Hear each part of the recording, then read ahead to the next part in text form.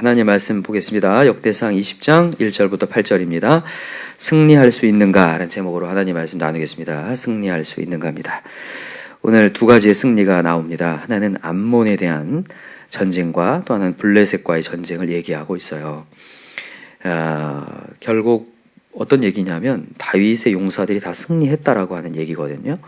근데 오늘 본문을 이렇게 읽어보면서 그냥 우리 예전에 뭐 역사책이라든지 뭐 소설책이라든지 뭐 삼국지, 수호지 뭐 이런 거 보면 무용담들 많이 나오잖아요. 그죠? 근데 이게 과연 사람의 역사일 뿐인가? 이게 위인전인가? 아니라는 겁니다. 여러분, 성경은 위인전이 절대 아니죠? 성경은 위인전이 아니에요. 성경은 하나님의 이야기입니다. 하나님의 이야기. 그래서 이 전쟁에는 하나님이 함께 하고 계셨다라는 것을 우리가 항상 봐야 돼요. 그렇다고 하면 이 암몬은 뭐고 블레셋은 뭔가를 얘기해 볼 때에 암몬은 물질을 상징하고 블레셋은 세상의 실력을 상징하는 겁니다. 여기 보면 다윗이 이제 어떻게 했는지 보세요. 이제 이 암몬을 이기고 난 다음에 자 2절 보세요. 다윗이 그 왕의 머리에서 보석 있는 왕관을 빼앗아 중량을 달아보니 금 1달란트라. 그들의 왕관을 자기 머리에 쓰니라. 다윗이 또 그 성에서 노력한 물건을 무수히 내오고, 여기 암몬을 이기고 난 다음에 그 왕의 머리에서 왕관을 뺏었는데 몇 달란트라고요? 금 1달란트다. 1달란트가 엄청난 거라고 말씀드렸죠, 이전에. 한 사람의 20년치의 연봉입니다. 그죠? 그러니까 이 암몬은 부자예요, 부자가 아니에요? 부자예요. 이전부터 암몬이 굉장히 물질이 많았다고 얘기하고 있어요. 근데 이 물질을 지금 이기고 있는 장면이 등장하고 있습니다. 그 다음에 이제 4절부터 등장하는 게 블레셋과의 전투인데, 블레셋은 용사가 굉장히 많았어요. 키가 큰 용사들이 굉장히 많아서 다 키 큰 자예요. 그죠? 키가 큰 자. 아들 중에 10배를 쳐 죽였다. 누가요? 십부개가 쳐 죽였다. 그 다음에 또 하나는 골리앗의 아우 라흐미를 쳐 죽였다. 엘하나니. 그 다음에 또 키 큰 자가 있었는데 이 사람은 또 희한하게 생겼어요. 손과 발에 가락이 6씩 모두 24이 있대요. 그죠? 우리는 10개씩 20개인데 이 사람은 24개였나 봐요. 그래서 더 강력한 힘을 발휘했나 봐요. 근데 그 사람도 죽였다. 지금 이 세상의 실력을 얘기하고 있는데 이 땅에서의 유혹도 같이 얘기하고 있는 겁니다. 근데 하나님은 거기서 승리하게 하신다라는 거예요. 하나님을 의지하는 자는 반드시 승리한다. 무슨 승리냐면 세상을 이길 수 있는 승리를 얘기하는 거죠. 여러분, 요한복음 16장 33절에 보면 예수님께서 뭐라고 얘기하시냐면 너희가 환난을 당하나 세상을 이겼다. 누가 이겼다? 내가 이겼다를 얘기해요. 내가 세상을 이기었노라 이렇게 얘기하거든요. 그래서 여러분, 오늘 이 본문의 메시지에 하나님을 의지하는 다윗을 통해서 하나님이 그 용사들이 승리하게 하신다라는 얘기를 하는 겁니다. 여러분과 제가 오늘도 주님을 의지할 때에 우리의 가정이 승리해야 하는 역사가 일어날 줄 믿습니다. 지금 말씀을 듣고 있는 여러분과 제가 중요해요. 여러분과 제가 하나님을 의지하면 승리하게 하신다. 여러분, 물어보겠습니다. 하나님이 실패한 적이 있을까요, 없을까요? 하나님은 실패하지 않으십니다. 하나님은 실수하지도 않으셔요. 하나님은 반드시 승리합니다. 하나님은 반드시 승리해요. 물어보겠습니다. 근데 왜 우리가 때로는 세상에 나가 실패할까요? 이유가 뭘까요? 왜 우리가 넘어지고, 왜 우리가 약해지고, 왜 그럴까? 그냥 단순히 얘기하면 하나님을 의지하지 않아서. 하나님을 의지하지 않아서. 근데 이렇게 얘기할 수 있어요. 나 하나님 의지하고 있는데, 내가 그래도 기도의 자리에 있는데. 아닙니다. 여러분, 우리가 예배의 자리에 앉아있다고 하나님을 의지하는 게 아니에요. 오히려 정말 깨어있지 않으면 우린 무너질 수 있어요. 제가 말씀을 매일마다 준비하고 있는데, 말씀을 매일마다 준비하는 저도 정말 긴장하지 않으면 무너지는 게 인간이라는 것을 깨달아요. 여러분과 제가 오늘도 긴장하지 않으면 무너진다라는 거예요. 무너질 수 있다라는 거죠. 그래서 여러분과 제가 오늘도 진짜 정신을 바짝 차려야 돼요. 여러분, 우리가 하나님을 의지하기가 왜 이렇게 어렵냐면요. 하나님은 막연한데 세상의 문제는 실제이고 확실하기 때문에 그래요. 세상은 얼마나 보여지는 게 확실합니까? 근데 하나님은 너무 막연하거든요. 안 보이잖아요. 이전에 제가 한 3주 전에도 말씀 전할 때 이런 얘기했어요. 보이는 문제는 보이는 것으로 해결하는 게 아니라 보이지 않는 하나님이 해결하는 거다. 근데 여러분 나가서 살아보니까 그게 됩니까? 안 돼요. 보이지 않는 하나님이요. 진짜 안 보인다니까요. 여러분과 제가 왜 주님의 자리에 와서 기도해야 되고 주님 앞에 외쳐야 되고 주님의 충만을 여러분 오늘도 요구해야 되냐면 안 보이니까요. 하나님이 너무 막연하니까요. 하나님을 강력하게 찾지 않으면요 막연해져요 하나님이. 그리고 세상의 문제는 너무나 확실하게 다가오고 세상의 유혹은 너무나 강력해요. 그래서 어떻게 되냐면 이게 유혹을 당하고 나중에는 믿음을 갖고 난 다음에 눈을 뜨고 나서는 아 내가 농락당했구나 이렇게 느껴져요. 제가 농락당했다는 표현이 딱 맞아요. 농락당해. 근데 진짜 무서운 건 뭐냐면요. 진짜 하나님 앞에서 깨어있지 않으면 이 농락당함이 죽을 때까지 가다가 끝나는 거예요. 그럴 수 있다는 거예요. 사단이 우리를 움켜가지고 하나님을 발견해 볼 때 이 세상에서 이리저리 휩쓸리게 가다가 끝나게 만들 수 있다는 거예요. 여러분 지금을 말세라고 얘기합니다. 말세. 정말 말세인 것 같아요. 여러분 이제 얼마 안 남은 게 느껴져요. 이 세상이. 마지막 때거든요. 근데 마지막 때에 분명히 하나님께서 말씀하셨어요. 인자가 올 때에 믿음을 보겠느냐. 누가복음 18장이 말씀하시거든요. 인자가 온다. 여러분 마지막은요. 어떤 전쟁이 일어나는 게 마지막이 아닙니다. 마지막은 예수님이 오시는 게 마지막이에요. 근데 인자가 올 때 뭘 보겠느냐? 믿음을 보겠느냐? 믿는 자를 보겠느냐 그건가요? 무슨 얘기냐면 믿는 자가 많지 않을 것이다라는 얘기예요. 여러분 말세가 되면요. 믿는 자가 점점 사라집니다. 이전에도 얘기했지만 사단이 어떻게 해서라도 더 강력하게 흔들어요. 왜냐하면 마지막 때가 되면 이제 심판을 받기 때문에 자기만 죽을 수 없어서 물귀신 작전으로 사단이 더 강력하게 공격을 해서 우리를 완전히 흔들어 버려요. 그래서 믿음을 완전히 떨어뜨려 버린다고요. 이게 말세예요. 말세. 그래서 여러분과 제가 오늘도 이 새벽에 나와 있지만 대충 들어서는 절대 안 돼요. 오늘도 기도를 대충 해서는 이 세상을 이길 수 없습니다. 여러분 느껴지시나요? 아니면 혹시 오늘도 나가서 별 큰 공격이 없던데 아닙니다. 엄청난 공격이 있어요. 영적인 전투가요. 장난이 아닙니다. 오늘도 정말 강력하게 깨어서 기도하지 않으면 무너질 수 있는 게 인간이라는 거예요. 그래서 여러분 오늘도 우리 정신 차립시다. 여러분 가만히 있으면 지옥 갑니다. 가만히 있으면 지옥 가요. 깨어서 기도하지 않으면 무너져요. 정말입니다. 그래서 여러분과 정말 정신 차려야 되고요. 성경을 보면요. 성경의 많은 부분이 50% 이상이요. 용두사미가 굉장히 많아요. 용두사미. 아시죠? 용두사미. 처음에 용으로 시작해 나중에는 뱀이 돼. 꼴로 끝나는 거예요. 진짜 많습니다. 대표적인 예가 누구냐? 사울왕이에요. 처음에 정말 하나님의 영을 받아가지고 전쟁에서 이기고 승리를 했던 사람입니다. 그래 나중 되니까 무너져가요. 그죠? 그런 사람이 성경에 그렇게 많아요. 처음에는 하나님을 섬기겠다고 해놓고 나중에는 무너져가는 사람들. 성령으로 시작했다가 육체로 마치는 사람들이 너무 많다고요. 그러니까 우리 자신을 보자는 거예요. 우리가 그럴 수 있다니까요. 하나님 앞에 정말 하겠다고 했다가 우리가 얼마나 쉽게 무너지는지 모르겠어요. 우리의 성격에 무너지고 상황에 무너지고. 그래서 여러분과 제가 오늘도 정신을 바짝 차려야 되는데 여러분 그래서 우리는 신앙을 항상 점검해야 됩니다. 오늘도 말씀의 제목이 승리할 수 있는가인데 정말 우리가 승리할 수 있는가? 오늘도 세상에 나가서 승리할 수 있는가? 내 신앙 상태를 점검해 봐야 되는데 신앙 상태를 어떻게 점검할 수 있냐면 예배로 점검하는 거예요. 예배요. 우리는 예배 성공해야 됩니다. 이유를 말씀드릴게요. 왜 꼭 예배를 강조하느냐? 여러분 하나님은 예배를 통해서만 만나요. 내가 거기서 너와 만나고 아시나요? 하나님께서는 예배를 통해서만 만나게 돼 있어요. 예배. 예의를 갖춰서 절을 하는 게 예배인데 하나님 앞에 엎드려서 하나님을 주목하는 자리 그것을 통해서 하나님은 우리를 만나겠다고 하셔요. 그래서 예배를 성공해야 되거든요. 근데 세상의 많은 종교도 다 어떻게 보면 예배가 있습니다. 그것을요, 기독교뿐만이 아니라 다른 데도 예배가 있으니까 그런 예배나 우리 예배나 똑같은 거 아니냐. 그렇게 생각하시면 안 됩니다. 어떻게 보셔야 되냐면 하나님은 우리 각 사람 마음에게 다 하나님을 예배할 수 있게 마음을 주셨다는 거예요. 근데 그 어떤 예배 대상이 잘못된 것 뿐이지 다 마음은 있어요. 그러니까 여러분과 제가 오늘도 누구를 예배하고 있는가를 보셔야 돼요. 오늘도 하나님을 예배해야 삽니다. 오늘도 예배는 하나님을 예배하는 거여야 돼요.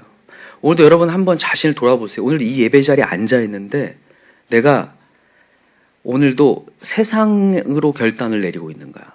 그러니까 정말 이게 진짜로 하나님을 주목하고 하나님을 예배하려는 게 아니라 어떻게 가면 그냥 대충 예배하고 가서 세상을 향해 그 모든 생각을 갖고 있는가를 돌아보셔야 돼.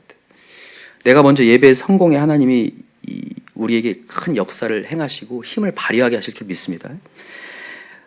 그렇다면 이제 예배가 뭔지 좀 얘기할게요. 예배는 반드시 뭐가 있어야 되냐면요. 희생이 있어야 됩니다. 희생이요. 그래서 무슨 제사라고 해요? 희생제사라고 하죠. 여러분, 제가 이전에 얘기 드렸어요. 우리가 천국 가려면 뭘 해야 된다고 얘기냐면 순교해야 된다 이런 얘기했어요. 생각이 나시나요? 순교. 여러분, 예배는 반드시 희생이 필요해요. 순교가 필요하거든요. 이 순교가 없으면 우리는 예배에 성공할 수 없어요. 근데 여러분, 첫 번째 희생이 뭐냐면 예수의 희생이었어요. 예수님이 희생했기 때문에 우리가 예배가 시작된 거예요. 믿으시나요? 원래는 우리는 예배를 할 수도 없어요. 하나님과 소통할 수도 없는데 예수님이 돌아가셨어요. 우리를 위해서 십자가에 달려 돌아가심으로 우리의 죄를 사하시며 희생하셨기 때문에 우리는 예배할 수 있어요. 너무 감사하죠. 근데 중요한 건 뭐냐면 우리가 이제 고민하는 게 뭐냐면 하나님이 왜 우리의 희생을 요구하시냐는 거예요. 예수님이 희생했으면 이제 예수님 희생으로 끝나는 거 아니냐. 왜 우리의 희생이 필요하냐. 이렇게 얘기하는 경우가 있는데 우리의 희생을 하고 받아들이시면 안 됩니다. 이거는 예수님이 이 1만 달란트 빚진 자를 통해서 얘기하셨어요. 그죠? 우리는 얼만큼을 탕감받은 사람이냐면 1만 달란트를 탕감받은 사람. 1만 달란트요. 근데 우리에게 뭘 요구하시냐면 100데나리온을 탕감해 줄 수 있느냐를 요구하세요. 그러니까 1만 달란트에 비해서 100데나리온 정말 아무것도 아닌 거잖아요. 이전에도 말씀드렸어요. 1만 달란트를 해결하려면 20만 년을 일하셔야 된다고. 20만 년. 그러니까 못한다는 얘기잖아요. 100데나리온은 3개월치 월급이거든요. 3개월치 월급. 많죠 뭐. 3개월치 월급. 얼마나 아깝습니까 여러분. 근데 여러분, 하나님이 우리에게 해주신 것은 20만 년으로 해결이 안 되는 거라니까요. 그래서 다시 말씀드리면 하나님이 우리에게 요구하시는 희생은 희생의 개념이 아니라 확인의 개념이에요. 어떤 확인이냐? 너는 정말로 나한테 은혜를 받은 사람이니?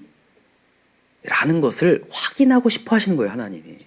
너가 1만 달란트 빚진 자로서 100데나리온을 정말 탕감해 줄 수 있니?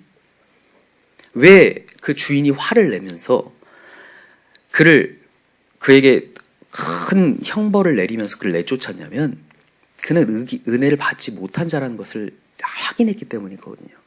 여러분과 제가 오늘도 하나님께서 주시는 손해, 희생, 용서를 우리에게 요구하시는 것은 우리가 희생의 개념은 아니라는 거예요.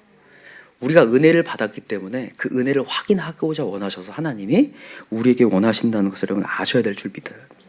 여러분, 우리는 인생을 살면서 억울함이 있습니다. 어디까지 해야 되는지, 어디까지 손해봐야 되는지. 우리가 예수를 믿고 주님의 자리에 있다 보면 어디까지 가야 됩니까? 내가 꽤 많이 했는데 어디까지 가야 됩니까? 라고 물어본다면 여러분, 은혜가 떨어지지 않을 만큼 가져야 돼요. 하나님의 은혜를 받은 만큼 가져야 된다고요. 그것을 답변할 수 있으셔야 돼요. 여러분과 제가 한번 생각을 해보세요. 내가 정말 기꺼이 하나님의 은혜를 받아서 희생하는 순간 그때 은혜가 넘쳐나요. 예배에 은혜가 넘쳐나고 힘이 생기기 시작해요. 근데 그게 안 되기 때문에 무너진다는 거죠. 오늘도 여러분과 제가 하나님께 과연 내가 희생 제사를 드리고 있는가? 과연 나는 손해를 좀 보고 있는가? 오늘도 그것을 돌아보시고 좀 나아갈 수 있는 저와 여러분들을 기도합니다. 그래서 주변에서 혹시라도 내가 왜 이렇게 해야 되냐고 물어본다면 여러분들 꼭 대답하시기 바랍니다. 하나님은 오늘도 내가 은혜 받은 자라는 것을 확인하고 싶어 하신다.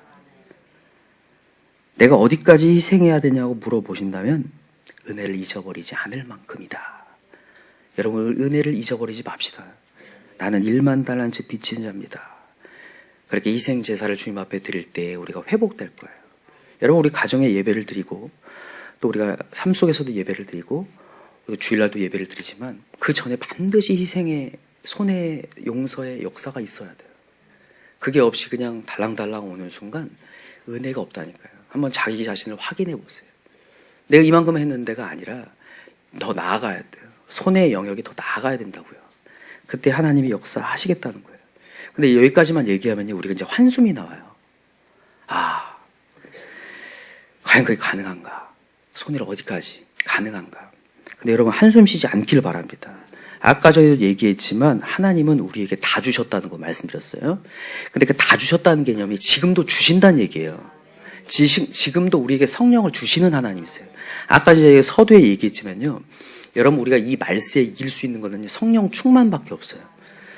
사단의 관계를 능히 대적하기 위해서의 성령 충만밖에 없다고요. 그래서 여러분과 제가 오늘도 하나님께 와야 돼요. 하나님께 가까이 와서 하나님을 부르짖어야 됩니다. 사람들이 물어봐요. 하나님을 사랑하기가 참 어렵습니다. 사랑이 식어집니다. 여러분 그거 해결하는 거 그냥 쉽습니다. 뭔 줄 아세요? 가까이 가면 돼요. 가까이 가면 하나님이 해결한다고 했거든요. 여러분 혈루병 걸린 여인 가까이 왔을 때 하나님 해결하죠. 가나안 여인 그 당시 이방 여인이었어요. 이스라엘 백성들이 다 부정하다고 여기는 이방 여인 다가오니까 하나님 해결합니까? 안 합니까? 해결합니다. 문둥병자 다가오니까 해결합니까? 안 합니까? 해결해요. 근데 여러분 문둥병자 10명 중에 해결을 다 받거든요. 10명이 다 받았어요. 치유를. 그리고 난 다음에 누구만 찾아와요? 그 한 명만. 그죠? 9은 어디 있느냐? 여러분과 제가 오늘도 은혜 받았다고 끝이 아니라 오늘 계속 오셔야 돼요. 하나님 그걸 물어보셔요. 너 은혜 받은 자니? 그럼 나한테 와라. 그리고 오늘 다시 한번 너희가 충만을 받아야 된다. 그렇지 않으면 너 나가서 무너질 수밖에 없다. 오늘도 얘기하시거든요. 사단은요 지금 정말로 발악을 하고 있습니다. 어떻게 해서라도 우리를 무너뜨리려고. 그래서 여러분과 제가 오늘도 주님 앞에 다가오셔서 하나님 만나셔야 돼요. 여러분 이렇게 얘기하면 굉장히 부담스러워요. 이렇게 얘기하면요. 세상을 주목하지 말고 하나님을 주목해야 됩니다. 세상 것들을 끊어내시기 바랍니다. 이렇게 얘기하면 굉장히 어려워요. 근데 여러분 하나님의 사랑을 더 느끼시기 바랍니다. 이렇게 얘기하면 쉬워져요. 여러분 우리가요 한번 생각해 봅시다. 이 사랑을 하게 되면요 내가 지금까지 주목했던 것들이 사라지고 그것만 주목하게 되거든요. 맞습니까? 오늘도 더 크신 하나님을 주목하고 사랑할 때 다른 것들은 저절로 끊어지는 역사가 일어날 줄 믿어요. 그래서 여러분과 우리가 뭔가를 끊고 오려고 하지 마시고 그냥 안 끊어져도 주님 앞에 오셔야 돼요. 사랑의 자리로 오셔서 기도의 자리로서 다가오시기 시작하면 하나님 역사한다는 거예요. 아까 전에 우리 선생님이 릴레이 기도 얘기하셨는데 여러분 릴레이 기도 하셔야 돼요. 기도의 자리에 오셔야 됩니다. 사랑을 느끼려고 오세요. 기도가 될 때 오겠습니다. 그런 말 하지 마세요. 계속 안 될 겁니다. 계속 안 돼요. 여러분 누가복음 18장 아까도 얘기했죠. 인자가 올 때 믿음을 보겠느냐. 그 메시지를 언제 하신 거냐면요. 누가복음 18장이 어떤 내용이냐면 불의한 재판관 비유거든요. 낙심치 말고 낭망치 말고 기도해야 할 것은 하면서 비유의 얘기예요. 그 얘기가 어떤 얘기인지 아시겠죠? 정말 다가와서 낙심하지 않고 얘기하면 불의한 재판관도 들어줄 텐데 천부 하나님께서 들어주지 않겠느냐. 그 얘기하면서 얘기하는 거예요. 그러니까 여러분과 제가 오늘도 낙심하지 말고 주님 앞에 와서 기도하면 하나님 들으시겠다는 거예요. 역사하시겠다는 거거든요. 여러분 오늘도 주님 앞에 와서 24시간 하나님 바라보기 운동을 좀 할 수 있는 저와 여러분 되길 기도합니다. 이 시간 우리 같이 기도했으면 좋겠는데요. 또 다음에 제가 시간이 되면 이 승리할 수 있는 것에 대해서 더 강력히 좀 얘기할 텐데 저는 이 말씀을 준비하면서 다시 그런 생각이 듭니다. 지금 마지막 때가 되었고 말세가 되었는데 과연 하나님 말세를 당하고 있는 목회자로서 저는 우리 성도님들에게 어떤 얘기를 해야 되고 어떻게 목회를 해야 됩니까?를 물어봤을 때 다른 게 없고 그냥 어떻게 해서라도 기도의 사람을 만들라라는 거예요. 어떻게 해서라도 예배의 사람을 만들라라는 거예요. 어떻게 해서라도 예배에 목숨 거는 사람을 만들라라는 거예요. 어떻게 해서라도 희생 제사를 드려서 주님 앞에 올려드리는 예배자 만들라는 거예요. 여러분 우리가 지금 예배자 되겠다고 하는 어떤 기도 제목들이 참 많은데 예배자 그냥 절대 안 됩니다. 진짜로 싸움을 하셔야 됩니다. 영적 전투를 벌이셔서 오셔야 예배가 살아나요. 내가 오늘도 희생할 수 있는, 손해볼 수 있는, 용서할 수 있는 그런 마음들이 영역이 넓어지기 시작해야 오늘도 우리 예배가 살아난다고요. 여러분 오늘 그런 예배가 좀 회복될 수 있도록 해달라고 오늘 이 시간 간절한 마음으로 기도했으면 좋겠고요. 정말 24시간 하나님 앞에 잊어버리지 않고 예배할 수 있는, 기도할 수 있는 자 되게 해달라고 이 시간 기도했으면 좋겠습니다. 우리 주여 3장 부르고 기도합시다. 주여 주여 주여 하나님 아버지 감사합니다.